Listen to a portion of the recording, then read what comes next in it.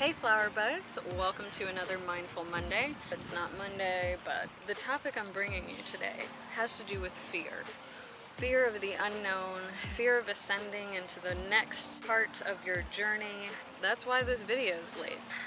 None of us want to be in a place where we can't just Google what we're trying to do, or can't ask somebody along the way how we get to the next step, and that's jarring. I think we all get to this space, and I don't think a lot of us admit we're in this space when we're trying to go to the next ascension of our journey. And a lot of the time that fear can characterize itself in a lot of different ways. For me, it's procrastination, and there might be a lot of you that are like that. I can see it happening, but I most of the time don't stop it because it feels good, right? I get home from work and I'm like, ooh, you know what? I need to eat. And I'm gonna take forever choosing what I have to eat. Then I'm gonna put on a show, and gosh, I need to paint my toenails. All those things come up that have nothing to do with what I really want to get done. And then what do? We look at the clock on the wall and we say, oh, out of time. I have to go to bed if I'm going to wake up tomorrow and get to work on time. And it goes on and on and on. It's a cycle. We know that we're doing this to ourselves. And in a way it's self-sabotage, because you never get to the next thing on your to-do list, which is the most important. What I personally do is I write down what I want to get done. Just the one thing I want to get done. Then I break that one thing down into 3 manageable tasks. Once I have those tasks, I allow myself to get parts of them chipped away. So if I know I want to get a video done, and that takes making a thumbnail, it takes making the content and editing, I can do one of those 3 things, and then I've accomplished something.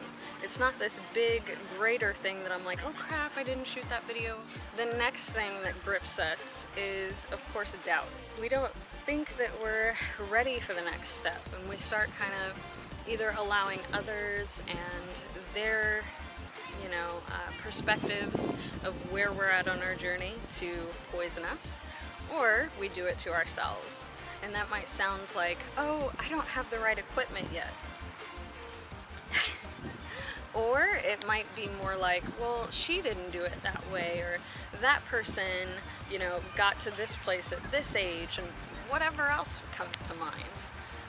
Those things are ways that we're trying to certify our failure. And once you do that, you decide that it's not for you. The doubt can easily be met with those, again, manageable tasks that you do. So there's a quote by a famous person that I totally cannot remember right now. Maybe I'll put it up here. Excellence is a habit.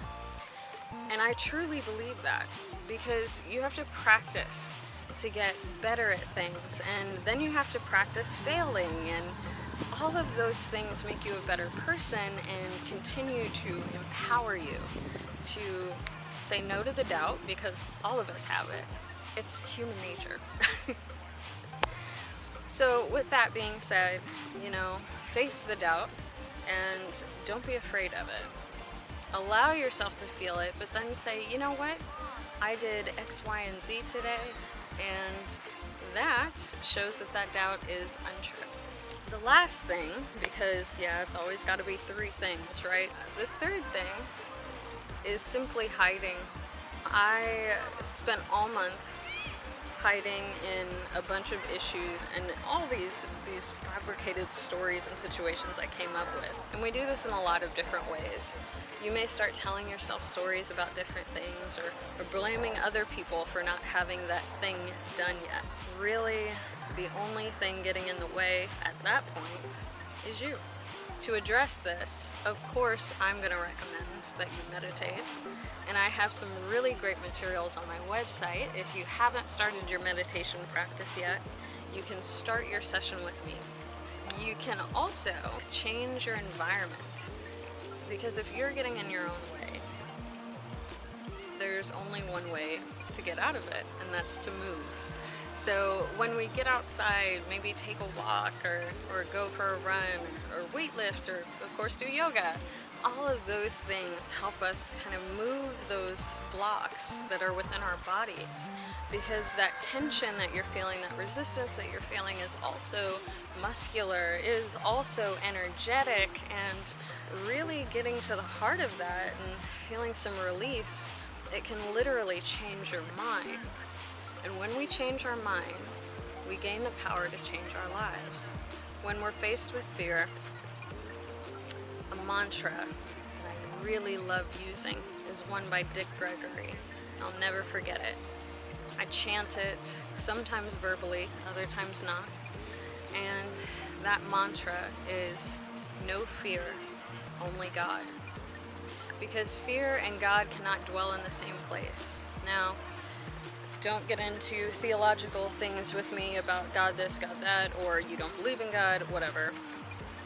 Because God can be a million different things. It can be the present moment. It could be the way you feel when you're in nature. It could be what you came to understand it through religion, whatever it is. It means that there's no fear because we're part of something greater. We're part of something that is living, breathing, and unfolding in every single moment. And that fear isn't real.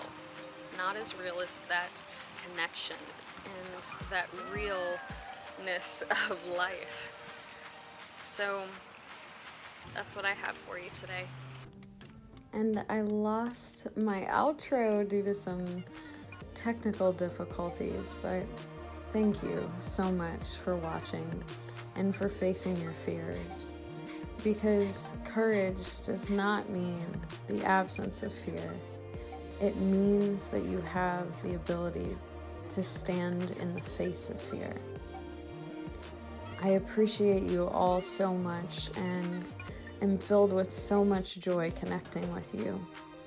Don't forget, there is all the social media that you could ask for. There's a Facebook and an Instagram, and of course, subscribe to me here on YouTube so you can get more of these Mindful Mondays that are usually on Mondays.